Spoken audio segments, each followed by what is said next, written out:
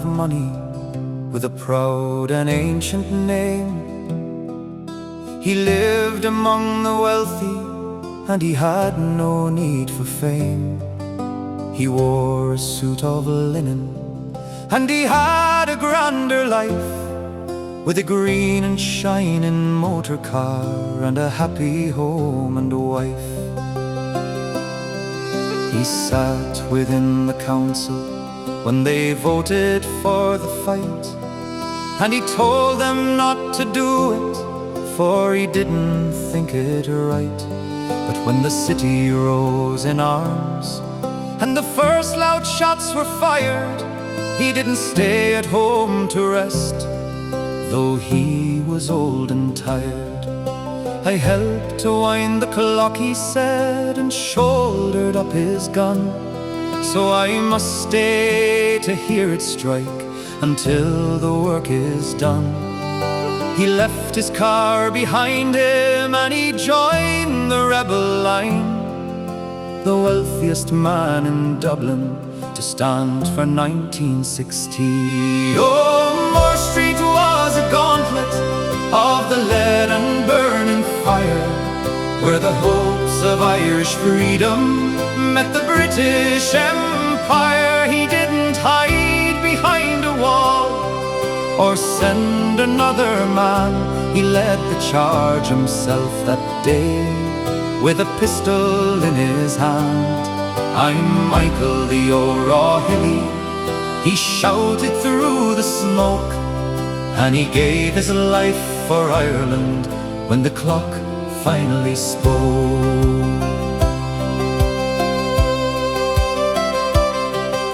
The roof was crashing downward, and the walls were glowing red. The air was thick with stinging soot and the smell of burning lead. The GPO was a furnace now, no place for men to stay, and the British guns on Murtr Street were blocking up the way. He looked upon his tired men and he saw they had no chance, unless a few would sacrifice to lead a brave advance. I'll need a dozen volunteers, he called above the roar, to clear a path for all the rest and even up the score. They stepped out from the burning hall and into the open air, with nothing but their rifles and a short and silent prayer. He waved his hand to give the sign and let out one loud cry. Then he ran toward the barricades to show them how to die. Oh, Murtr Street was a gauntlet of the lead and burning fire, where the hopes of Irish freedom met the British Empire. He didn't hide behind a wall or send another man. He led the charge himself that day, with a pistol in his hand. I'm Michael the O'Rourke, he shouted through the smoke, and he gave his life for Ireland when the clock finally spoke. The bullets fell like heavy rain and tore the cobblestones. They shattered wood and iron, and they broke the rebels' bones. O'Rourke took a bullet's hit, then 2 and 3 and 4. He fell upon the dusty road, and he could not lead no more. He didn't die a sudden death, he didn't leave the fight. He crawled into a doorway just to get out of the light. The British guns kept barking out from every window frame, while he dragged his broken body into a narrow little lane. He lay there in the shadows as his life began to ebb, tangled in the wires like a fly within a web.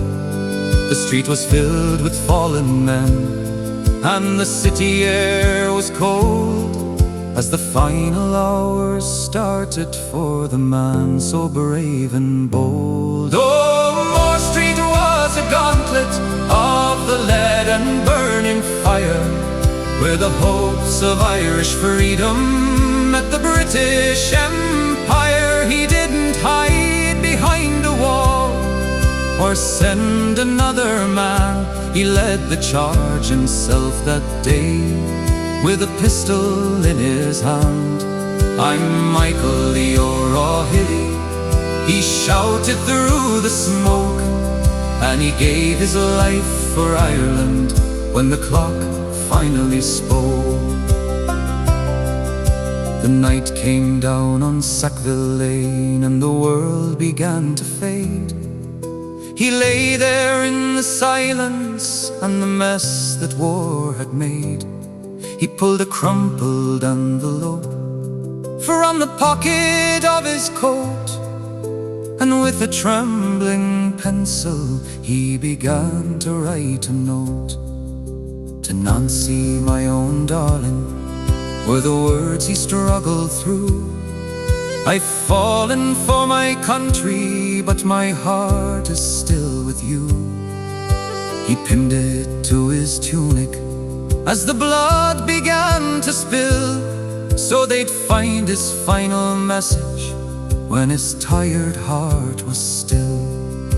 The morning light found Moore Street, and the guns had ceased to roar.